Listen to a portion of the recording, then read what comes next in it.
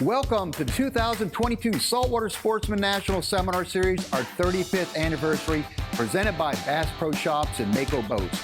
You're about to learn from some of the top saltwater anglers in the country. Now, the key to getting the most from the seminar series is to listen to the little subtleties, the adjustments that we are doing when the fishing is tough. This is what we like to refer to as the golden nuggets of the seminar series. We're about ready to get underway, so let's get right down to it.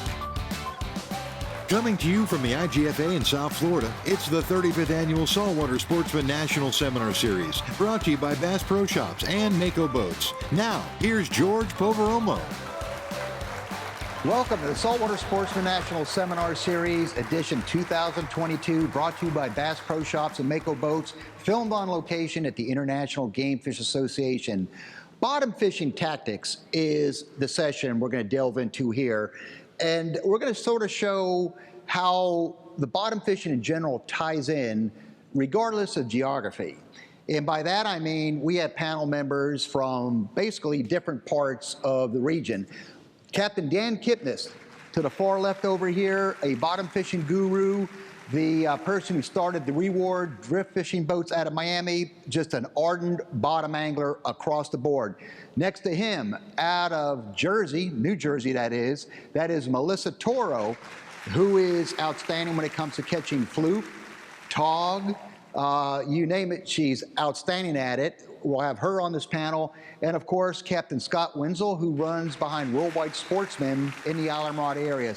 Dan, and putting this all in perspective, what is the more advantageous to drift versus anchor?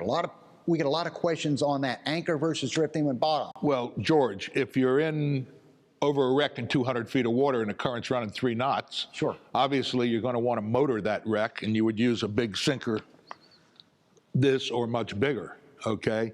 And now, when you're saying motored wreck, you would hold drift. the boat, power drift, hold the boat in position, but when you're looking at a wreck, the fish don't necessarily stack right up on top of it. Sure. You drive around that wreck first with your fathometer, you locate where the fish are, you can see them, and then I find I use a heavier weight, all right, so that I can actually... Before I get on that, I want to grill you more, because you're like a dictionary up here. No, let me ask you the question here. Okay. I want you to slide away and avoid answering a good question here. And I can pick on you too, like I pick on him. All right, you talked about the wreck, and you gave an example of a strong current, and you look around and see where those fish are at. As a general rule, with a strong current in a wreck, do the fish tend to be more on that up current side where the current's sitting, the down current side, off the side? Give me a little idea of what's happening. Well, yeah, you're absolutely right. Depends on the species. I find that fish that are strong swimmers, like amberjacks, that sort of thing, will get up in the current, all right, on top of or in front of the wreck or on the inside or the outside, all right? Bottom fish, groupers are going to be sedentary. They're going to be as close to that wreck as they can get. Mutton snappers here in South Florida tend to feed around the wreck, but they like the back side of it generally, or the inside of it. Less current, depending upon which way the wreck is laying. If it's sideways, it's going to change the way the current is. I'm sure that is probably true on many different species of fish. Well, let's ask Melissa. Fishing. You're a pro. You're catching blackfish, or tautog, as it's called, depending on your geographic region. Yes. And that's a heavy, structure-oriented fish. How does that relate to, say, tog fishing for you? So it depends where you're tog fishing. Anywhere from, let's say, the jetties or bridge pilings in the back, out offshore. The currents are very, very strong around the jetties. Mm-hmm. So if you're off a jetty and you're tog fishing, I tend to tog fish around slack tide, maybe 90 minutes before, maybe 90 minutes after. I just feel like it's better, especially holding weight on the bottom. It's very important that your presentation, which is either green crabs or white leggers, some type of a crab, has to stay flat on the bottom. So the currents are very strong around the jetties. Then we're moving offshore, you're finding wrecks, because that's where the togs like to go, and they like to wreak havoc with your rigs and tangle you up and cut you off and everything with their nice teeth. And it's less of a current issue, it's more of an anchoring issue. So a lot of people double anchor But it's a little controversial. People are going towards trolling motors, putting them on their bow, and then locking them into place. What's wrong with that? That's less That's manual what I labor just on did that. this season. So. We're going to sort of trolling motor and idle out here for a commercial break, but when we come back, I want to quiz you a little bit more on that. You're watching the Saltwater Sportsman National Seminar Series, Bottom Fishing Tactics. We'll be right back after a commercial break. The Saltwater Sportsman National Seminar Series is brought to you by SIMRAD. Go with SIMRAD and go with confidence. Penn, let the battle begin. Sirius XM Marine, weather, fish mapping, and entertainment for anglers. Mercury Outboards, go boldly. ENGEL, portable fridge freezers and high-performance coolers. George will be right back. Welcome back to the 35th Annual Saltwater Sportsman National Seminar Series from the IGFA in Fort Lauderdale, Florida. Brought to you by Bass Pro Shops and Mako Boats. Let's get right back to George. Welcome back to the Saltwater Sportsman National Seminar Series. Bottom Fishing Tactics is the panel. I'm talking to Melissa Toro about tautauger blackfish setting up on the wrecks you mentioned. You said controversial because you have the new generation, these trolling motors that allow you to stay on top versus trying to nail 2 anchors to get in position. And correct me if I'm wrong, the 2 anchor position is to make sure you're 100% precise on where you're going to lay on that near that wreck? Yes, exactly. So the 2 anchors, or I mean, you could still stick to just 1 wreck anchor. The 2 anchors is good when you have a really, really strong current. But the 1 anchor system is also very effective, and you'll use your SIMRAD fish finder, for example, to find your wreck and your rocky bottom, and then I just kind of drift a little bit past it, like a couple of 100 feet past it, and then I'll throw my anchor over. Okay. But as I get older, that wreck anchor gets heavier and heavier, and it's harder for me to lift up. And so this season, I have added a trolling motor on my bow that has a lock in place. So you became a controversial angler, like you just stated earlier. Depending on who you speak with, yes. All right. So with you, is it important to be like right on top that you're dropping down into? Exactly. Okay. That's where I want to be. Scott, tell me about anything you might be able to add about the reef. You heard him talk about the wrecks. What's the reef?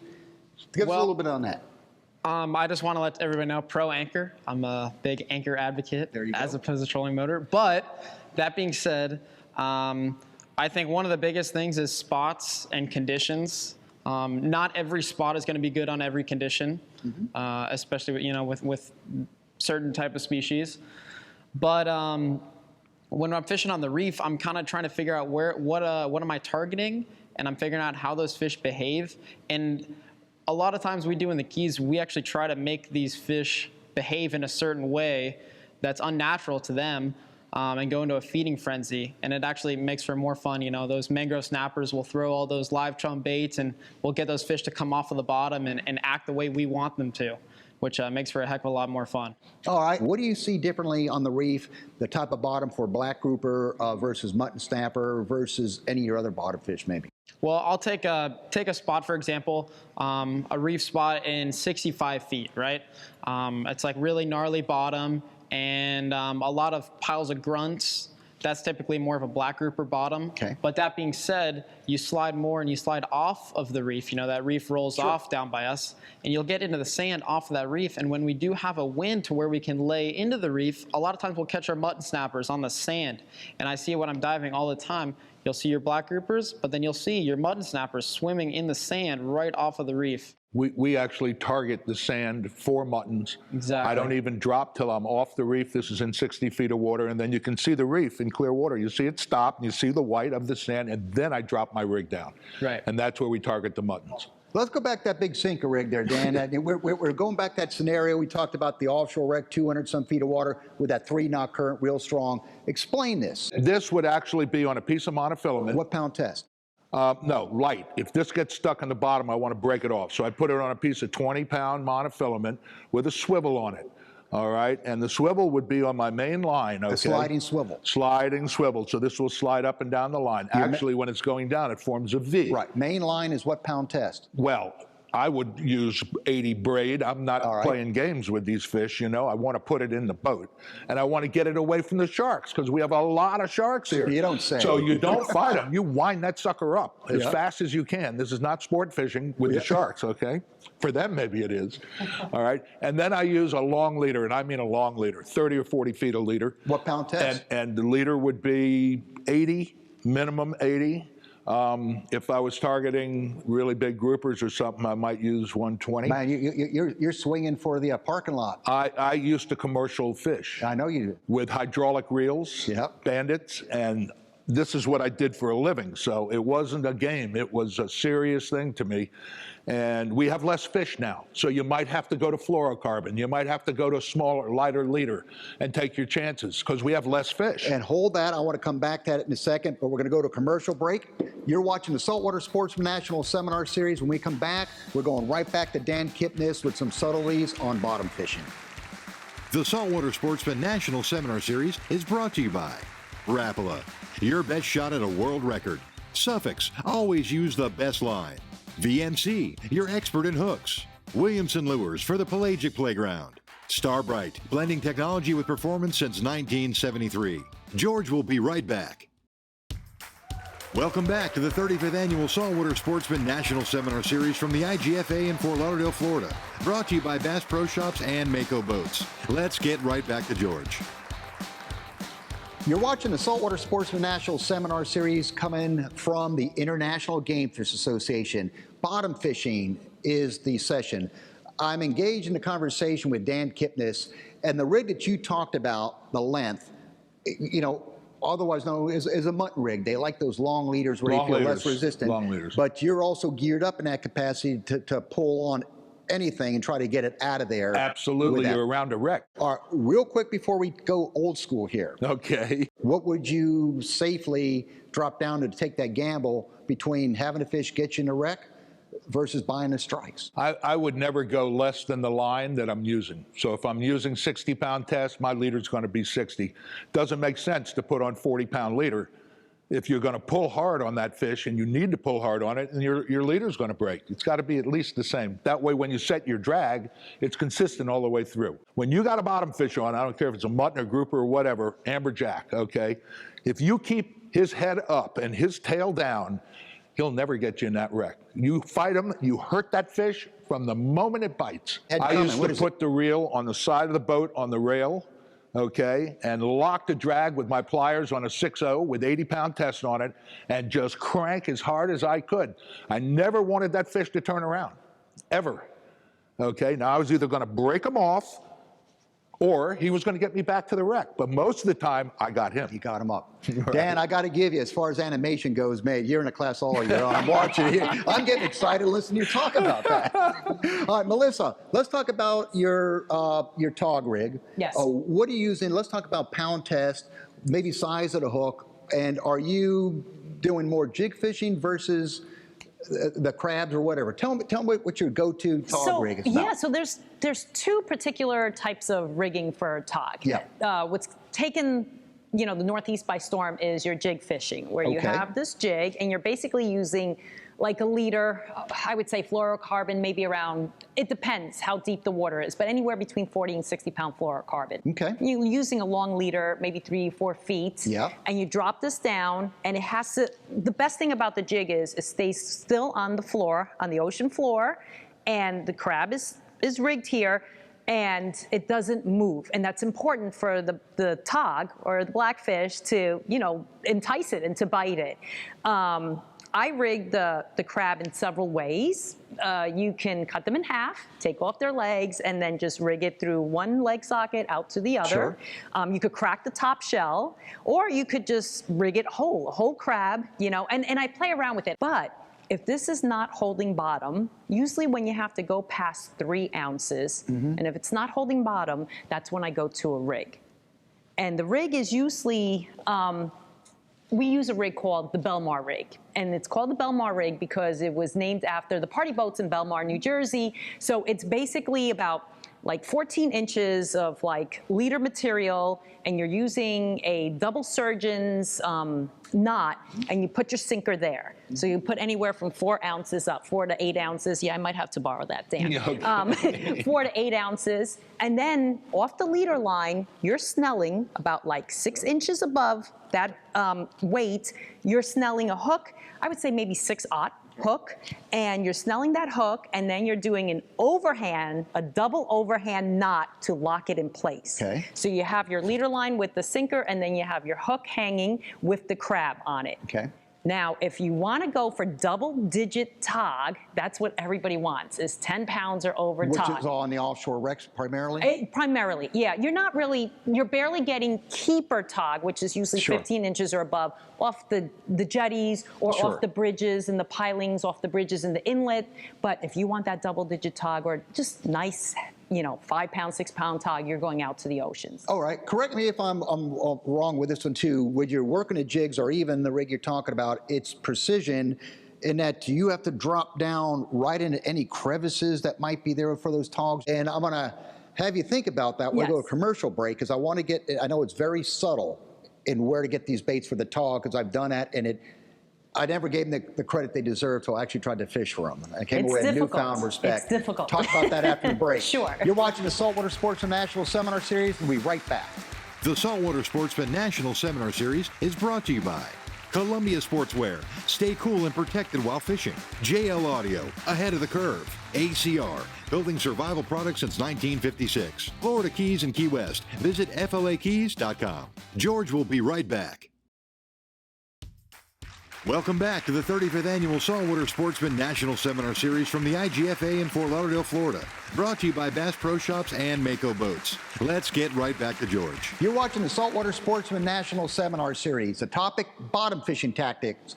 And I'm going to get to you in a second here, but I want to finish this up with Melissa as far as being precise where you were dropping those rigs for the tog. And also tell me about the strike, because I had done this and thought they were a pushover fish. That fish is anything far from me to push over. Tell me about it. Blackfishing is an art of its own. And I'm going into the crevices and also right outside the wrecks. I'm trying them both. But the point is, this is a huge point to take home. It has to lay flat still. Whether you're using a rig with a hook and a weight or using a jig, it has to stay flat and still. You're not jigging it like you're going for fluke. And you're not, and once they bite, so what you'll feel is like probably an initial tap. And that's him just nibbling. And then you'll feel a little more taps after that, and that's him swallowing the bait, following the crab. What I do is when I start feeling that initial nibble, I will actually give the line a little slack and put my rod tip down. And then I'll reel up the slack, and when he has that next nibble, that second nibble, that's when I swing up and I do a steady, slow, not too fast, steady, slow retreat. Do not pump your rod. Right, keep it straight up. Yeah, keep it straight you're up. semi-turning with Dan Kipnis at that point, right? Yeah, Trying to get that fish out exactly. of I'm not fishing for blackfish. Okay? Let me shift gears here real quick. Got about 3 minutes left. Scott, you mentioned that you anchor religiously on these wrecks for their bottom fish. Do you have one go-to bottom rig that does it all for your group or your mutton? What's your favorite go-to rig? Explain it. So when I am anchoring on the deep wrecks, that current is ripping, right? That's when I'm going to throw my anchor. When the drift and you're scoping up your drift line so much, that's when I'm throwing the anchor. Okay. And I'm taking just like Dan said, big sinker. I usually use 30-pound fluorocarbon. Sure, to get the bites. To get the bites. I've caught plenty of big muttons and groupers on 30-pound, but I agree, the 80-pound in the rocks, there's no beating it.